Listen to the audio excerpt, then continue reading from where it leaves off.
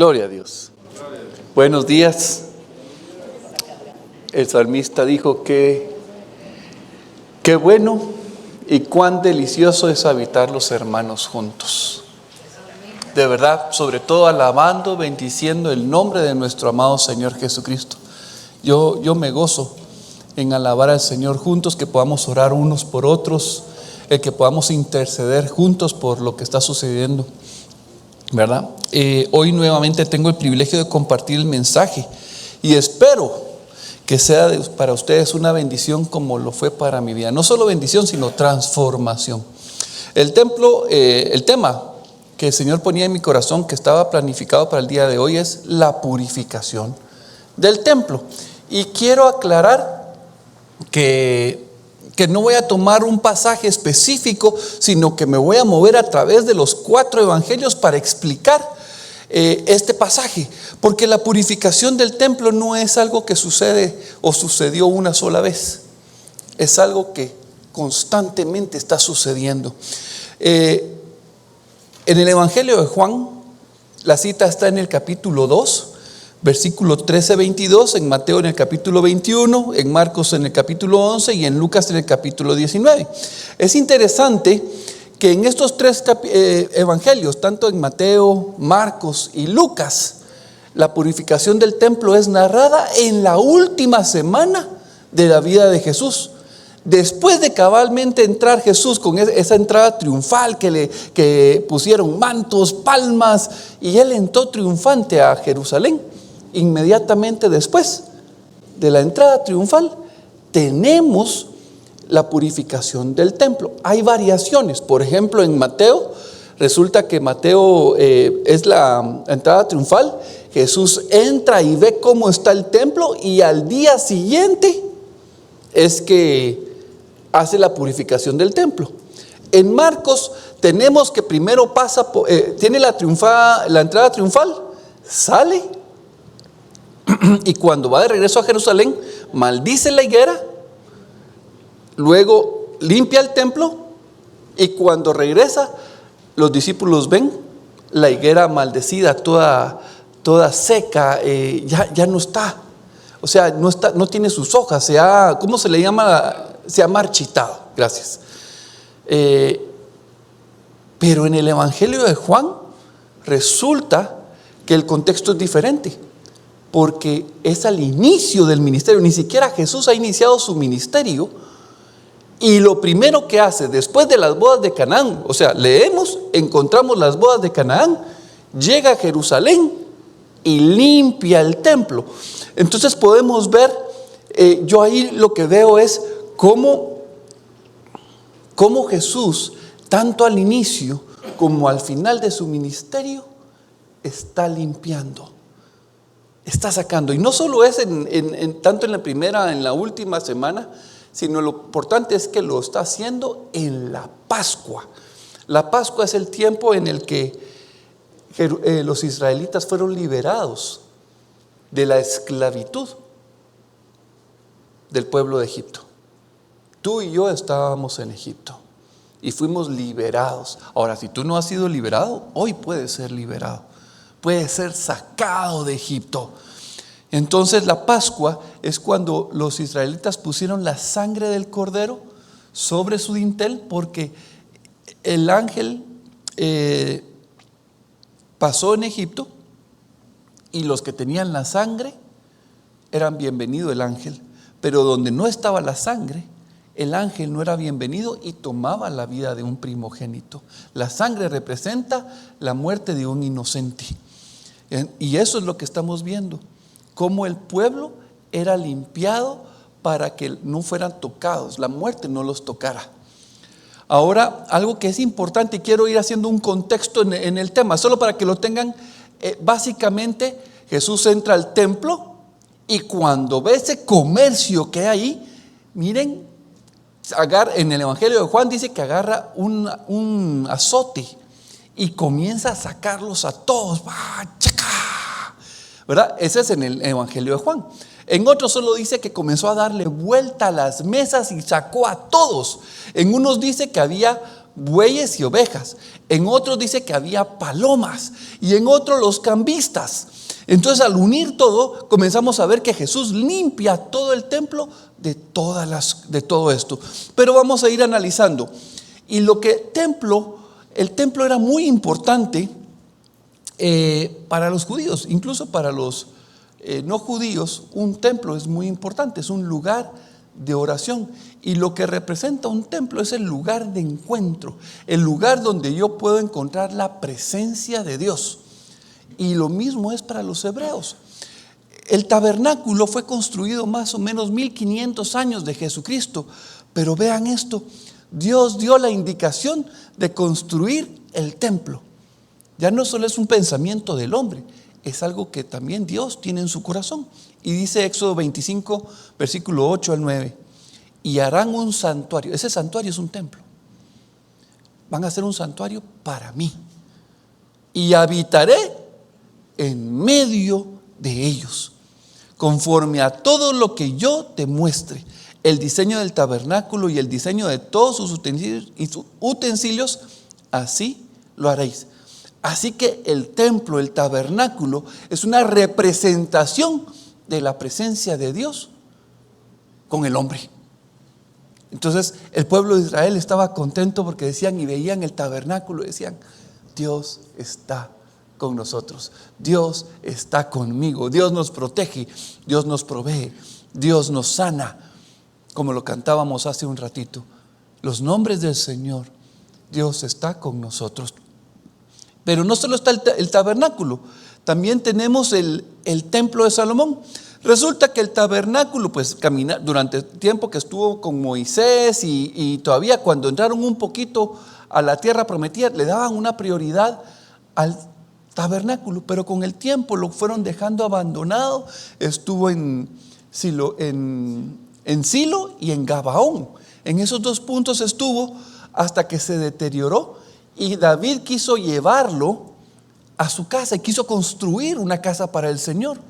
Y el Señor le dijo: no, tú no vas a construirme templo, lo va a hacer tu hijo. Y entonces Salomón construyó un gran templo y es lo que conocemos como el templo de Salomón. Fue construido en el año 961 para los que quieran ser así de exactos, pero vamos a redondearlo a 1000 años antes de Cristo.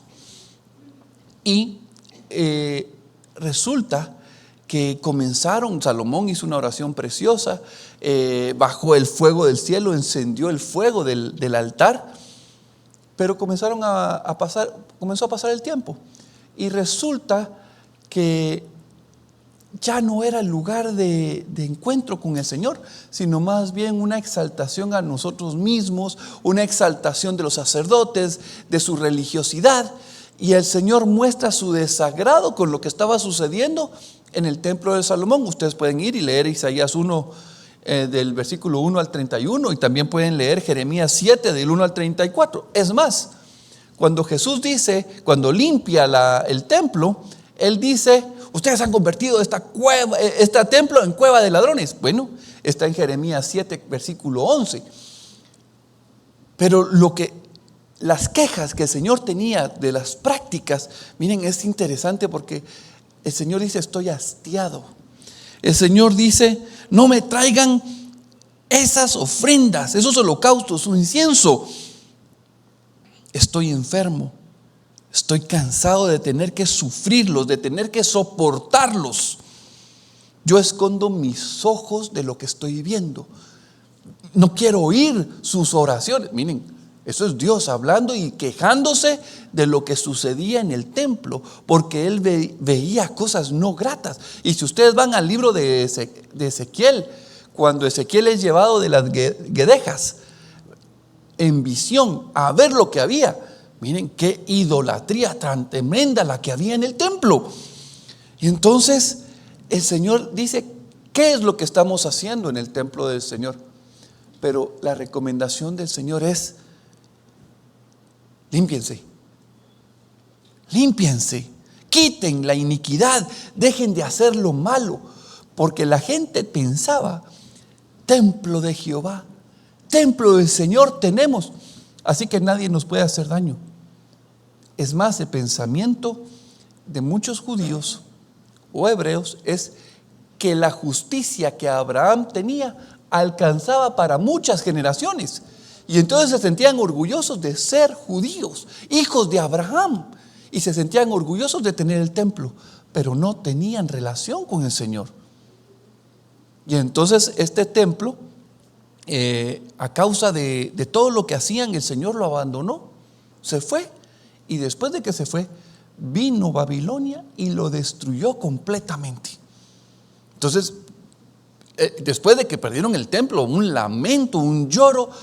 Y cuando estaban los fariseos, a mí me gusta contarlo, porque cuando yo hablo de los fariseos, en el tiempo de Jesús uno dice hipocresía, falsos, ¿verdad? Pero resulta que cuando entraron a Babilonia, los fariseos, ahí surgieron los fariseos, porque el pensamiento de ellos al inicio fue: hemos pecado contra Dios, es justo su juicio sobre nosotros, lo merecemos porque nosotros lo abandonamos a Él, regresemos a su ley, porque abandonamos su palabra. Miren cómo comenzó el pensamiento del fariseo, pero con el tiempo se llegaron a ser hipócritas, religiosos. Y entonces, durante ese tiempo de cautividad, no tuvieron templo. Y en el primer aliyá es el retorno, cuando regresaron a Jerusalén, guiados por Zorobabel.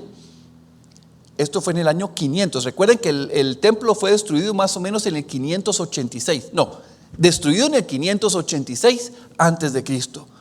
Pero en el año 500 lo reconstruyeron y fue dirigida la reconstrucción por Zorobabel.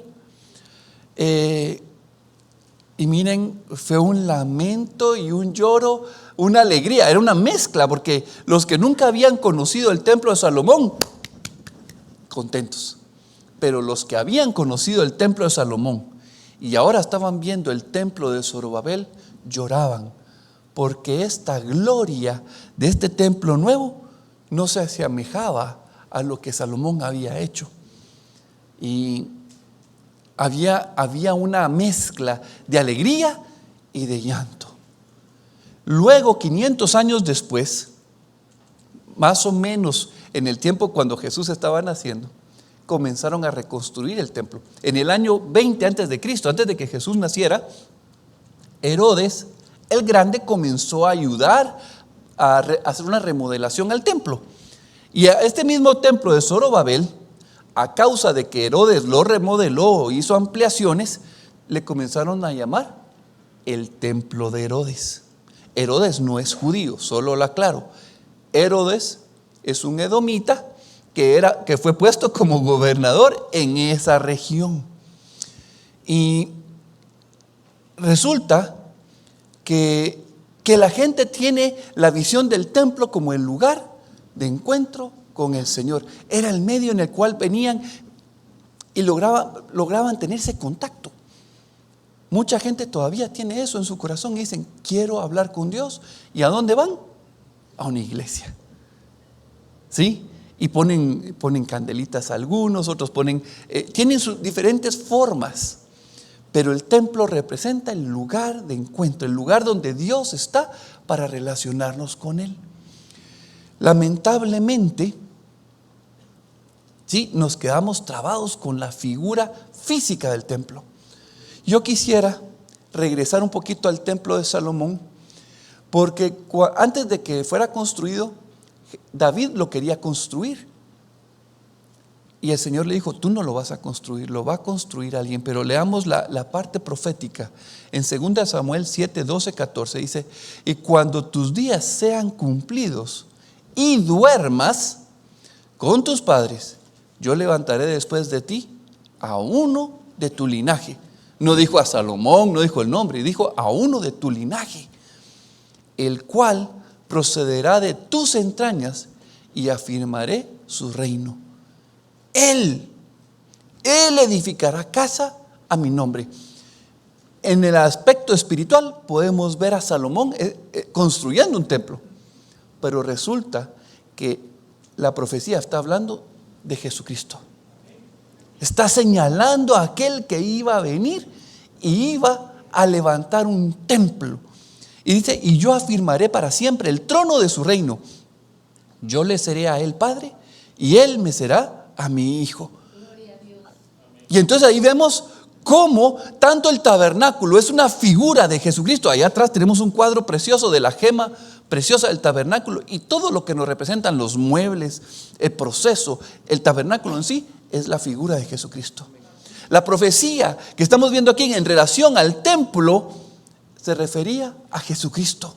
Pero no solo esto, cuando estaban construyendo el templo y la gente estaba llorando, el profeta Ageo estaba ahí presente y él dijo, por revelación, la gloria postrera de esta casa será mayor que la primera, ha dicho el Señor de los ejércitos, y daré paz en este lugar, dice el Señor de los ejércitos. Ahora la gente decía, este templo va a ser más grande, va a ser más glorioso, pensando en el templo que acababa de construir Zorobabel. Pero nuevamente el Espíritu Santo a través del profeta estaba diciendo la gloria postrera, señalando a Jesucristo. Y entonces cuando nosotros hablamos del templo y vemos a Jesucristo, ¿sí?, y estamos hablando de la presencia de Dios, miren, esto es lo hermoso. Esto es lo hermoso. Antes requeríamos de un templo, ahora Jesucristo es el templo en nosotros. Estaba habitando entre nosotros. Y por eso Mateo 1:23, cuando recibe María esa profecía que ella va a tener un bebé, ¿y cómo le tiene que poner? Le dice, tú le vas a llamar a él Emmanuel, porque él es Dios con nosotros. Y entonces comenzamos a ver el templo de Jesucristo habitando con nosotros. Y miren lo hermoso, todo el capítulo 1, pero específicamente del 1 al 14, hay una introducción donde, y el verbo se hizo carne. En el principio, comienza en el verso 1, en el principio era Dios, y el verbo estaba con Dios, y el verbo era Dios, pero concluye diciendo, y el verbo se hizo carne, se tabernaculizó, se hizo templo y estuvo en medio de nosotros, habitó. Y entonces cuando hablamos de la purificación del templo, miren, encontré este comentario, me pareció tan grandioso, porque uno habla sobre la purificación del templo y esta persona decía, no es solo hablar de la limpieza, de la purificación, sino de la sustitución de todo aquello que fue una figura.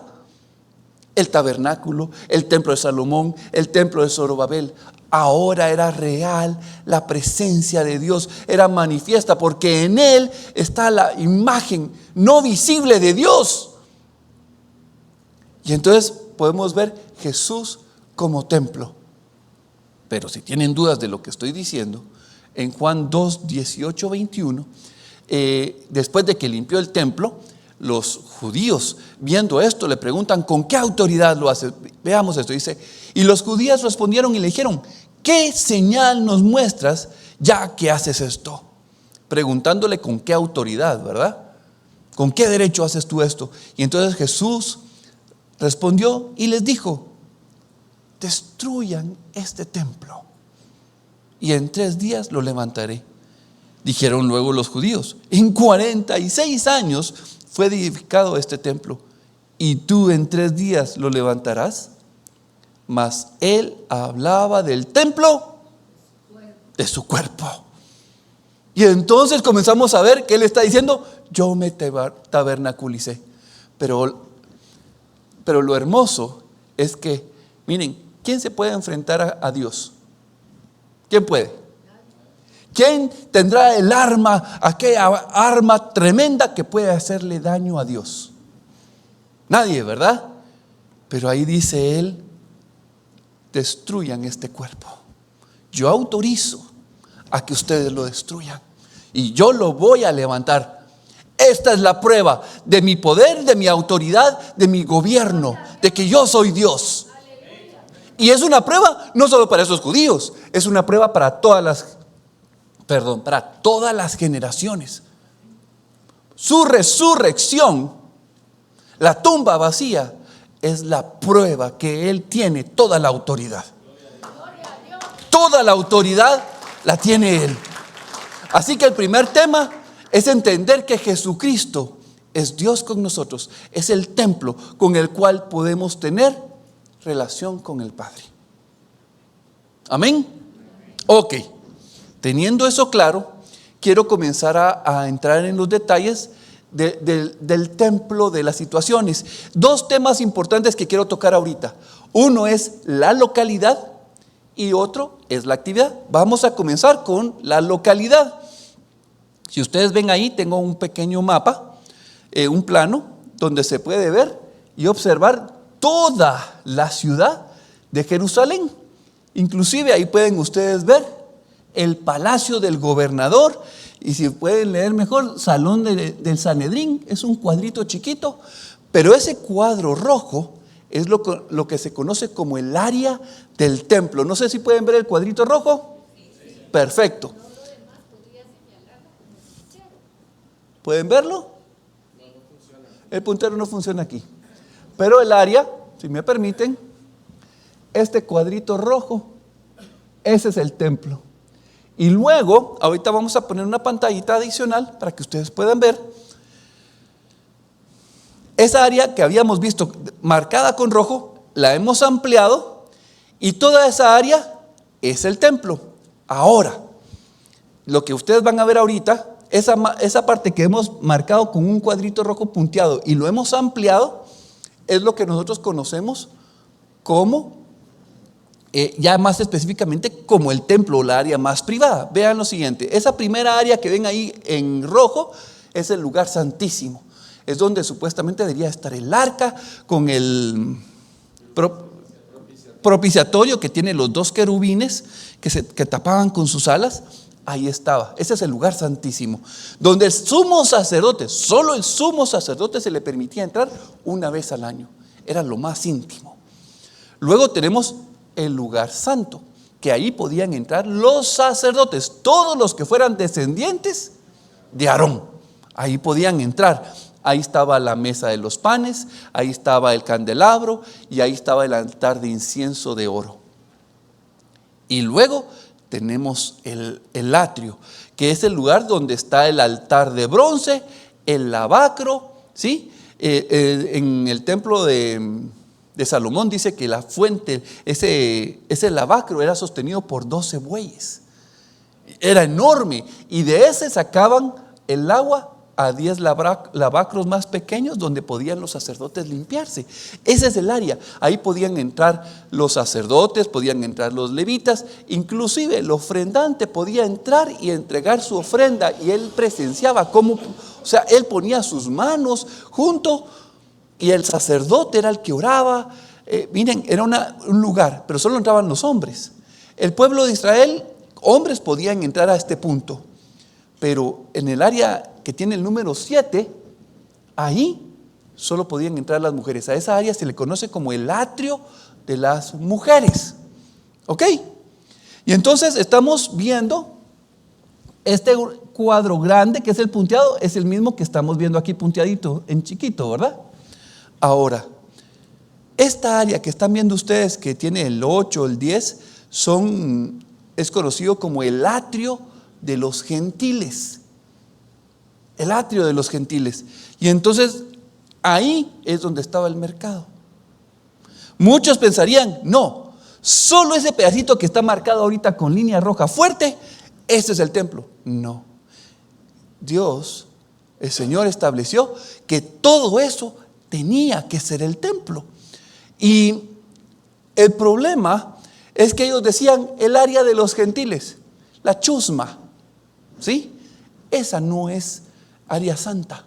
Ahí podemos nosotros poner el intercambio, el mercado. Miren, el mercado no es malo en sí, porque ahí es donde uno se hace negociaciones. ¿Quién va al mercado? Todos vamos al mercado, al supermercado, y cambiamos dinero por productos que uno necesita. Si no, vamos a satanificar los mercados, ¿verdad? Y no es eso. El mercado en sí no es malo. El problema es que trajeron algo que es común a un lugar que es santo. Y esta área que vemos nosotros aquí es interesante, porque aquí es donde Dios dice: esta es casa de oración. Y cuando hace esa referencia, Jesús está citando Isaías 56, versículo 7. Pero vamos a leer el contexto, porque cuando leemos el contexto, qué tremendo lo que el Señor estaba citando. Isaías 56, versículo 1 al 8 dice: así dijo el Señor, guardad derecho y haced justicia, porque cercana está mi salvación para venir, y mi justicia para manifestarse. Bienaventurado el hombre que hace esto, y el hijo de hombre que lo abraza, que guarda el día de reposo para no profanarlo, y que guarda su mano de hacer todo mal. Y aquí viene lo interesante, y dice: y el extranjero que sigue al Señor no hable diciendo: me apartará totalmente el Señor de su pueblo. Miren qué tremendo. Yo no soy judío, yo no soy hebreo, yo no pertenezco a las 12 tribus de Israel, y yo podría llegar junto con ustedes y pensar: el Señor me va a apartar porque yo no soy parte de su pueblo. Y saben, el eunuco era aquel que no podía tener hijos, y el mandato del Señor es: vayan y llenen la tierra. ¿Y qué es lo que dice aquel que no da fruto, que siente que es estéril? ¿Quién se ha sentido estéril, que no hace nada por el Señor? ¿Se han sentido estériles alguna vez? Miren lo que el Señor dice: he aquí, yo soy árbol seco, dice el eunuco. Pero en los siguientes versos dice: así dice el Señor, a los eunucos que guarden mis días de reposo y escojan lo que yo quiero y abracen mi pacto, yo les daré lugar en mi casa y dentro de mis muros, y nombre mejor que el de los hijos e hijas. Nombre perpetuo les daré, que nunca perecerá. Y a los hijos de los extranjeros que sigan al Señor para servirle, y que amen el nombre del Señor para ser sus siervos, a todos los que guarden el día de reposo para no profanarlo y abracen mi pacto, yo los llevaré a mi santo monte y los recrearé en mi casa de oración.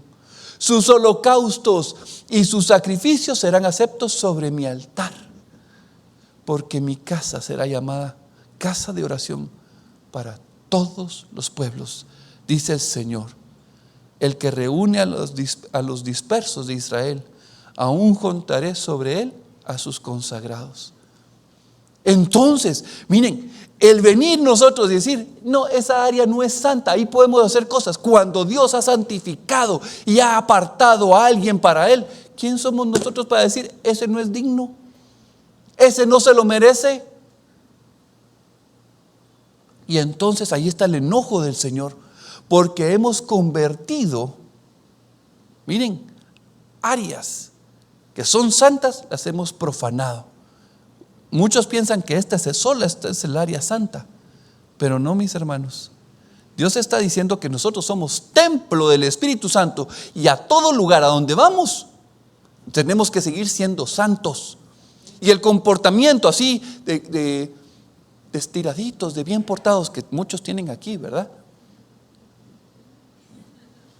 No es para solo portarnos bien aquí.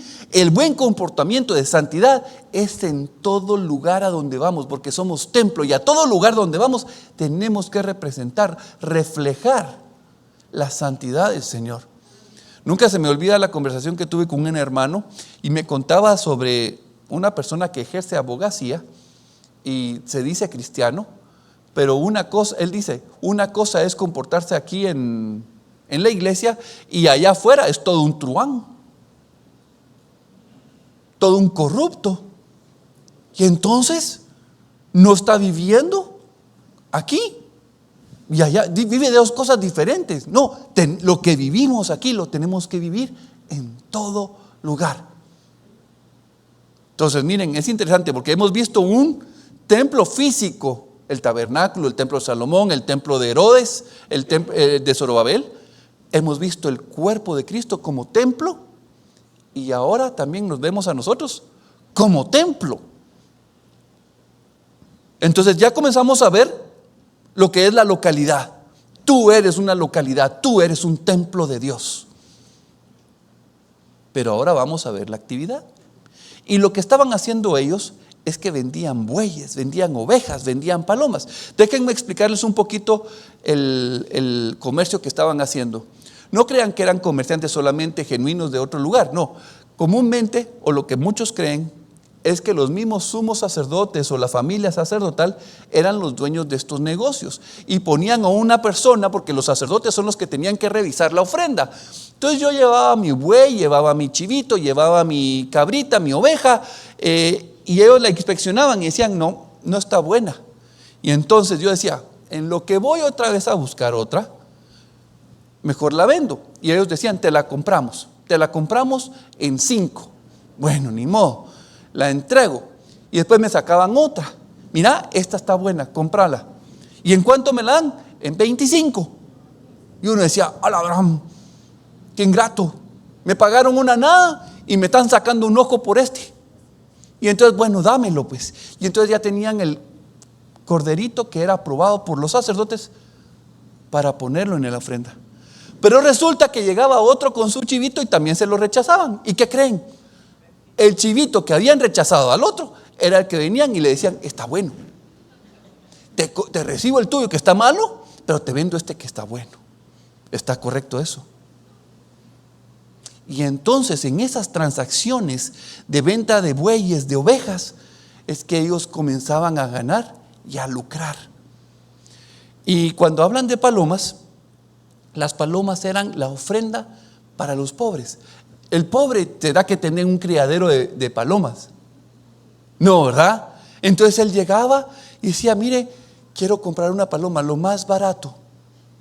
¿Y qué creen? Se las vendían carísimas. Y la angustia de la culpabilidad. ¿Quién se ha sentido culpable de alguna vez? Y uno siente la necesidad de ver cómo restituye. Bueno, ellos se topaban con precios altísimos y comenzaban a ver cómo conseguían para poder estar en paz con Dios. Y no solo las palomas eran para los pobres, también eran para las mujeres que entraban en el proceso de purificación, acababan de tener a un bebé, a un hijo. La mujer quería ser limpia y el proceso era comprar una paloma y se las vendían carísimas.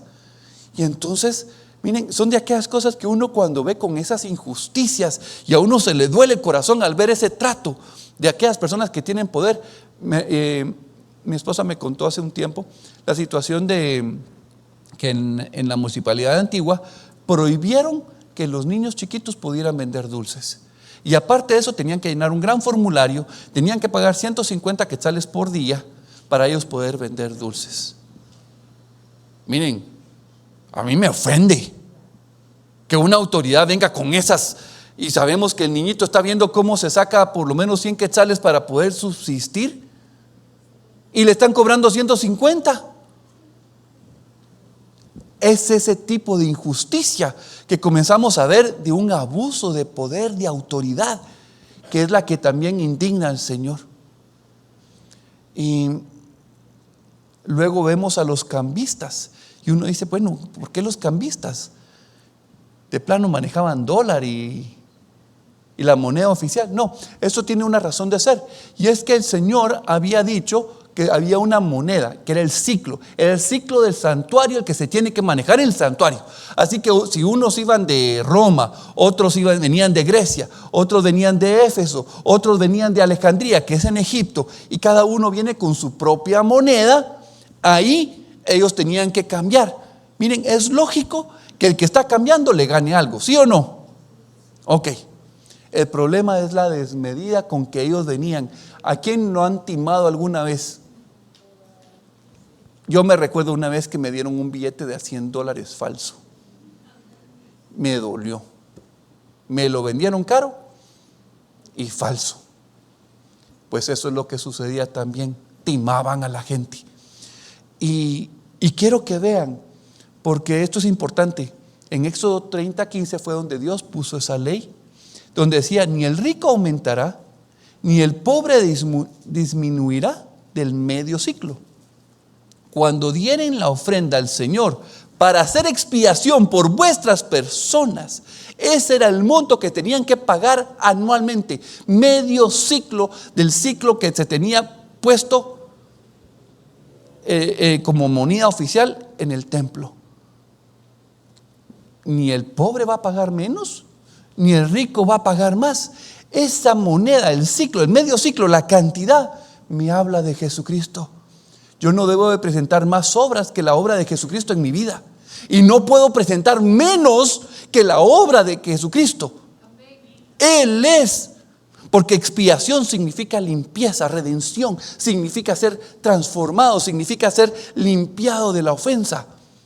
Y quien hace eso es Jesucristo, es la obra de Jesucristo. No puedo venir con mis propias obras y agregarle. Y no puedo traer menos que la sangre de Cristo, porque entonces no soy acepto. Y entonces cuando Jesús le está dando vuelta a las mesas de los cambistas, no está dándole vuelta a las ofrendas, porque el que ya hacía cambio iba a meter su ofrenda, no fue en los depósitos donde estaban las ofrendas las que le dio vuelta. Le dio vuelta a donde se hacían los cambios, porque aquí es donde vienen y te agregan y te ponen, y entonces el legalismo, comenzamos a hacer transacciones. Miren, yo no sé ustedes, pero yo pienso en ese mercado y digo, qué desgraciados, qué infelices, qué malcabrestos, qué perversos. Pero saben, yo veo esto y digo, ese mercado me suena a algún lugar. Inclusive antes de la creación se hizo un mercado. En Ezequiel 28, vamos y leamos, versículo 14-16 dice: tú, querubín grande, protector, yo te puse en el santo monte de Dios. Ese santo monte de Dios podemos verlo como templo. Ahí estuviste. En medio de las piedras de fuego te paseabas. Perfecto eras en todos tus caminos, desde el día que fuiste creado hasta que se halló en ti maldad. A causa de la multitud de tus contrataciones fuiste lleno de iniquidad. Y ahí me quiero detener, porque tus contrataciones, si ustedes lo pueden buscar en diccionario Strong, ustedes van a encontrar que eso es hacer mercadeo. Contrataciones es venir y hacer tráfico, hacer intercambio. Satanás hizo un mercado en el templo de Dios y fue echado. Así que no creas que tú puedes venir y hacer de tu templo un mercado. Las contrataciones, miren, aquí es donde tenemos que venir y decirle: Señor, ¿qué contrataciones? ¿Qué estoy mercadeando? ¿Estoy mercadeando mi nombre? ¿Estoy mercadeando mi imagen, mi reputación? ¿Estoy mercadeando dinero? ¿Qué estoy mercadeando? ¿Qué estoy traficando en mi corazón? Estoy haciendo me estoy haciendo beneficio. Miren, no es aquí solamente en este salón. Por eso les decía, afuera, ¿cómo estamos viviendo? ¿Damos doble factura? ¿O pedimos que nos den factura y que nos suban, que cobremos y que no sé qué? Miren, ¿quién se ha sentido lo muy sabio para ganarle al sistema? Mira, si hacemos esto y le ponemos esta otra factura, y aquí y que allá, pero si hacemos esta negociación, ¿sí lo han visto? Y entonces aquí es donde comienzo yo a ver la multitud de mis comercios. Ya no son los comercios o contrataciones de Satanás. Dice que Jesús en Juan 8:44 le dijo: ustedes son hijos de Satanás y ustedes hacen lo que sus padres les enseñan. Entonces nosotros somos unos mercaderes. No le perdonen, no le estoy queriendo decir a ustedes hijos de Satanás, sino las costumbres que traemos, ¿verdad? Porque eso es lo que brota. En el mismo capítulo donde Jesús limpia el templo, en el Evangelio de Juan, es interesante, porque terminando ese pasaje, la limpieza, Juan dice lo siguiente: que Jesús no tenía necesidad de que nadie le diese testimonio del hombre. No necesito que me digas cómo eres tú. ¿Por qué? Porque Él ya sabía lo que había en nuestro corazón. Él ya sabía lo truano que sos, lo malcabresto que somos, lo mentiroso, los manipuladores. Él ya lo sabe. Y aquí es donde yo leo Jeremías 19:5. ¿Cómo es el corazón del hombre? perverso y engañoso es mi corazón. Y entonces lo hermoso de esa cita donde me acusa de que soy perverso y engañoso es que solo Él me puede conocer como realmente soy. Él ya sabe lo que hay en mi corazón. Me encanta cuando Pedro se postra delante de Jesús. Apártate de mí, Jesús, porque soy hombre pecador. Y el Señor, sí, yo lo sé. Yo ya lo sabía. No está escrito eso de que Jesús le dice eso a Pedro, pero saben, eso es lo que me imagino que el Señor le dice: no te preocupes, yo ya lo sabía, por eso vine. Por eso vine. Yo ya sé cuál es la condición de tu corazón. Por favor, no se ofendan si si he dicho que te dije hijo del diablo, te dije mentiroso. Por favor, no te ofendas, porque la naturaleza, nuestras malas mañas, lo aprendimos tanto tiempo hasta tener que levantar nuestro nombre, que ahorita, queriendo hacer lo bueno, hacemos lo malo. En el tiempo de Nehemías, cuando Nehemías llegó y reconstruyó la ciudad, miren que es una historia preciosa.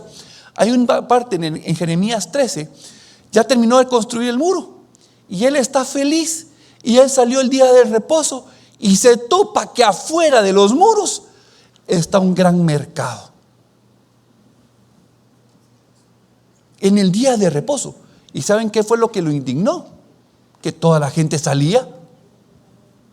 Y él dijo: miren, agarren a todos estos, y los metió y tiró las mesas y todo, igual, una limpieza.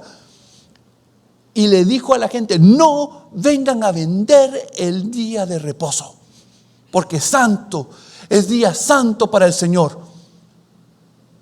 ¿Y qué cree que pasó? Él les advirtió: cuando ustedes vengan, van a estar cerradas las puertas, nadie va a poder salir y nadie va a poder entrar. Y el día siguiente de reposo, ¿qué creen? Ahí estaban todos los mercaderes esperando a que alguien saliera. Entonces Jeremías, ¿verdad? Nehemías, cuando los ve, le dice: ustedes sí que son necios. ¿Qué les pasa? Les dije que no vinieran. Si ustedes vuelven a venir, la próxima vez voy a tomar todos sus productos y ustedes los van a perder. ¿Cómo quieren aprender? ¿Por las buenas o por las malas? ¿Y qué creen? Al siguiente fin de semana, ¿qué creen que pasó? No, gracias a Dios no llegaron, fíjate. Ya la amenaza fue tan fuerte que ya no quisieron llegar. Pero la palabra estaba dicha. ¿Cómo quieres tú aprender? ¿Quieres perderlo todo? ¿O quieres mejor decir: Señor, me rindo? Miren, el tema de ser mercado, no crean que uno es renecio. No, sí somos renecios, pero tenemos una naturaleza que va en contra de Dios. Esa es nuestra naturaleza que todavía está. Esa es la vieja naturaleza. Pero gracias por Jesucristo, porque Él es la nueva naturaleza que está en nosotros, que está peleando, que está batallando, que está limpiando, que quiere quitar esas malas mañas. Eres un transero, eres un comerciante. Eso es lo que tenemos en nuestro corazón. Y Jesús, el día que vino a nuestra vida, tiró todo y nosotros estuvimos contentos. Pero ¿qué hicimos? Volvimos a levantar el mercado. Somos legalistas. Y entonces Jesús nos limpia. ¿Y qué es lo que hacemos al ratito? Ay, gracias Señor, nos limpiaste. Levantamos la mesa y volvemos a poner todo en orden. Nos ubicamos en otro lugar pensando que ahora este lugar va a ser mejor. Pero ¿qué necesitamos? Que Jesús venga y le dé vuelta a nuestras mesas, a nuestro comercio, a nuestras transacciones, que nosotros creemos que agradan al Señor. Pero la verdad es que si leemos Isaías 1 y Jeremías 7, vamos a ver que nosotros usamos mal el templo de Dios. Esta es casa de Dios. Y entonces Jesús vino a limpiar. Y lo primero que vemos es la limpieza del templo como edificio, un lugar de reunión. Jesús limpió el templo. Pero esto es lo más hermoso. Jesús limpió su cuerpo. Cuando Él dijo: destruyan este templo, Él estaba autorizando que lo destruyeran completamente. Por eso fue a la cruz. Pero Gálatas 3:13 habla sobre que Él se hizo maldición, tomó nuestro pecado, tomó nuestra transgresión. Y a veces el pensamiento, es que es complicado entrar a este tema, porque entramos en la idea de que a Jesús le pusieron el pecado encima. Pero no, su cuerpo se hizo pecado. Él no pecó, pero tomó la maldición. ¿Quiénes fueron mal hablados? Terriblemente mal hablados. Yo fui mal habladísimo. ¿Sí? Y yo, miren, blasfemo. Dios mío, con unas palabrotas, con un vocabulario de vergüenza. Pero todo eso que estaba en mi boca fue quitado y fue puesto en la boca de Jesucristo. Mi vergüenza se la pusieron a Él. Me duele saber lo que yo dije y que fue puesto en su boca. ¿Saben? Y estos ojos eran ojos lujuriosos. Vieron pornografía. ¿Y saben qué? Esas imágenes fueron puestas en mi amado, el que aborrece todo lo que yo vi. En Él fueron puestos. Todo lo que a mí me gustaba de chisme. ¿Y qué fue lo que oíste? ¿Qué fue lo que pasó? No me digas. Todos esos juicios, esa crítica que yo oía y que hablé, fueron puestos en los oídos de Jesucristo. Todo pecado fue puesto en el cuerpo de Jesucristo. Él lo llevó y su templo fue destruido, no solo físicamente como en la cruz, clavo y latigazos.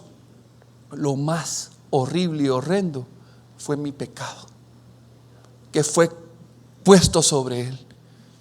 Y aquí es donde al leer un libro decía, Jesucristo, nosotros conocemos a Jesucristo en la cruz. Y digo, sí, así es, amén. Pero ahí mismo, en la cruz, fue donde Dios nos conoció plenamente a nosotros, llevando lo que éramos, nuestra miseria, nuestro orgullo. Él conoció nuestra enfermedad. Por eso es que Hebreos dice que tenemos un sumo sacerdote que se compadece, porque Él sabe lo que es el pecado, no porque Él pecó, sino porque nuestro pecado fue puesto en Él. ¡Qué tremendo! Y entonces limpió el templo físico, pero limpió con su poder su propio templo, llevando nuestra iniquidad al morir. Él limpió y Él resucitó, y resucitó con un cuerpo glorioso, un templo glorioso. Y en ese templo es en el cual vamos a habitar, porque Apocalipsis dice que no hay sol, no hay un templo, porque Él mismo es el templo en el que vamos a vivir. Pero no solo vino y limpió esos dos templos, Él sigue trabajando hasta el día de hoy. Como dijo, mi Padre y yo seguimos trabajando hasta el día de hoy. Y está tratando de convencerte de que te dejes limpiar. Déjame limpiarte. Como decía mi hermano ahí en la alabanza, pidámosle así como David, examíname, oh Dios, examíname, porque aquí hay un mercado.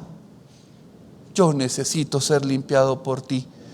Y entonces, como dijo Juan el Bautista, a veces nos cuesta entender el ministerio de Jesús, pero Él lo dijo muy bien, Mateo 3:12, su aventador está en su mano. El aventador era la pieza con que se limpiaba el trigo, y entonces se zarandeaba y se tiraba al aire, y entonces el grano caía y la basura se le llevaba el aire.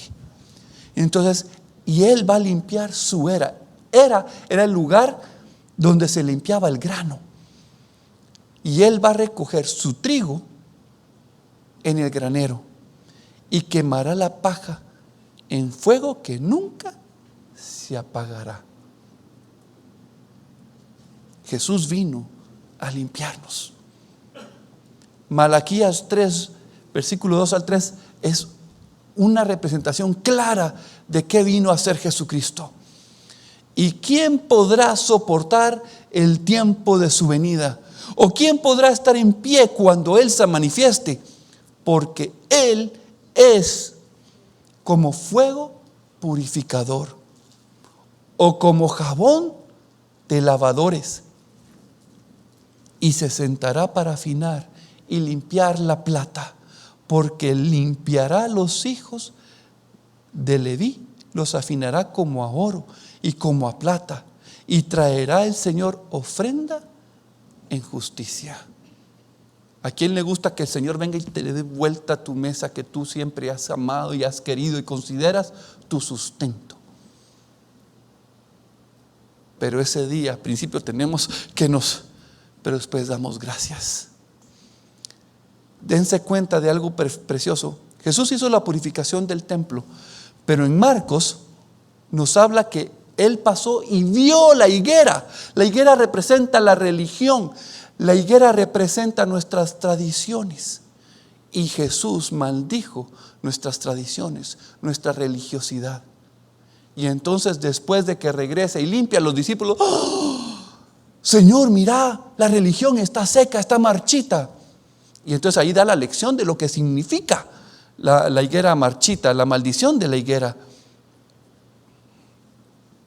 Dios quiere quitar la religión, porque la religión es infructuosa en el espíritu. Pero ¿saben qué?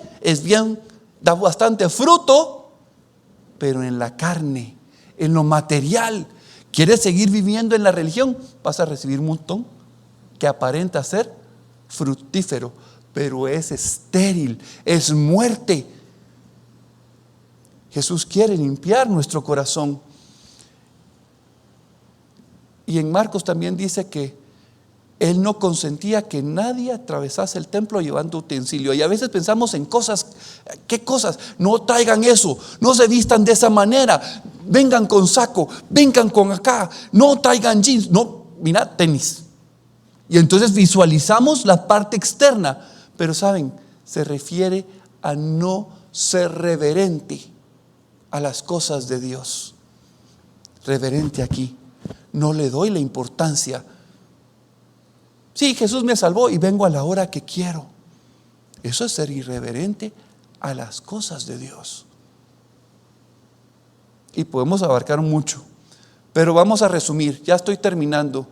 Hablamos que el templo simboliza la presencia de Dios con el hombre. Hablamos que Jesús es el templo hecho carne, se tabernaculizó. Es Emmanuel, Dios con nosotros. Pero también hablamos de que nosotros somos templo del Espíritu Santo. Luego hablamos de que el templo no son las cuatro paredes, somos nosotros. Y a todo lugar a donde vamos nos tenemos que comportar como templo. Todos tenemos multitud de contrataciones en nuestro corazón. Y aquí es donde tenemos que pedirle al Señor: examíname, Señor. Examíname a tal punto que pueda entender qué es lo que tengo en mi corazón que tú quieres quitar. Tú eres el único que me puede examinar. Tú eres el único que me conoce y me puede llegar a conocer. Jesús limpió el templo físico, limpió su cuerpo y quiere limpiar mi corazón. Y termino con estos dos últimos: los que alaban por la limpieza y los que critican por la limpieza. Vamos a leerlo y terminamos. Mateo 21, 15, 17 dice: pero los principales sacerdotes y los escribas, viendo las maravillas que hacía, y dice que vieron a alguien más, dice que vieron a los muchachos. Muchachos son chicos pequeños. Dice que estos aclamaban en el templo diciendo: Hosana al hijo de David. Y ellos se indignaron y le dijeron: ¿oyes lo que estos dicen? Y Jesús les dijo: ¿nunca leíste de la boca de los niños y de los que maman perfeccionaste la alabanza? Y dejándolos salió fuera de la ciudad a Betania y posó ahí. Y es interesante porque esos muchachos estaban diciendo: Hosana al hijo de David. Hosana significa sálvanos, sálvanos ahora, sálvanos, hijo de David. Límpianos, límpianos. La sangre de Cristo ha venido para limpiarnos. Él ya nos perdonó. Él ya hizo un sacrificio que es uno y para siempre. El problema está en nuestra costumbre de levantar mercados en este templo. Lo hacemos con una facilidad. Miren, yo no levanto el mercado porque estoy pensando en hacerlo. Brota, como Pablo dice, queriendo hacer lo bueno, hago lo malo. Yo hoy quiero invitarte que ahí donde estás cerremos nuestros ojos y que le pidamos al Señor que sea Él quien nos examine, que sea Él quien muestre esas actividades, que muestre cómo mercadeamos nuestro propio nombre. Padre, venimos hoy ante ti. Vengo ante ti, Señor, reconociendo que tengo una naturaleza traficante, una naturaleza de comerciante, de contrataciones. Busco levantar mi nombre, busco levantar una reputación, busco, Señor, mis propios negocios, mi propio beneficio. Busco, Señor, exaltarme a mí mismo. Busco mi comodidad. Hoy vengo ante ti, Señor, y quiero clamar, quiero pedirte que me salves. No quiero ser como los judíos o como los fariseos que se indignan al oír cuando otro dice, ayúdame, sálvame, Señor. Sino al contrario, quiero decirlo junto a mi hermano y decirlo, sálvame, Señor. Hosana, Hosana Jesucristo, sálvame, Padre, sálvame, Jesús, sálvame a mí, porque ya sabiendo quién tú eres, vuelvo a levantar en mi corazón una religión, vuelvo a levantar en mi corazón costumbres y pongo eso sobre otros, pongo estándares. Vengo ante ti, Señor, reconociendo mi incapacidad de agradarte. Señor, no quiero ser un cambista poniendo reglas sobre otros. Tú eres la moneda exacta. Señor, si sé mucho, si sé poco, lo que sé es que tú eres la medida exacta de mi expiación. Sé tú la medida exacta en mi vida. Que no me atreva yo a poner algo sobre lo que tú hiciste. Y que tampoco me atreva a no presentar lo que tú hiciste. Porque tú eres la ofrenda grata. Tú eres el Cordero de Dios. Tú eres el sacrificio perfecto que moriste en la cruz para el perdón de mis pecados. Señor, límpiame, Señor, de mi maldad. Por favor, límpiame. Dale vuelta a las mesas. Tú eres el único que tiene el poder y la autoridad de hacerlo. Te necesito, Señor.